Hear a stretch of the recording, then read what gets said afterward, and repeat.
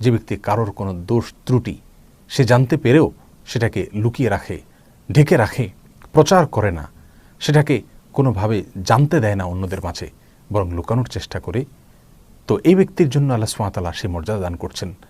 কানা কামান আহিয়াল মাউউদাতা মিন কবরিহা, এই ব্যক্তির মর্যাদা হলো ওই ব্যক্তির মতো যে ব্যক্তি জীবন্ত কবরস্থ করা কোনো মেয়েকে উদ্ধার করে বাঁচিয়ে দিল, সেই ব্যক্তির মতো মর্যাদা এই ব্যক্তি পাবে।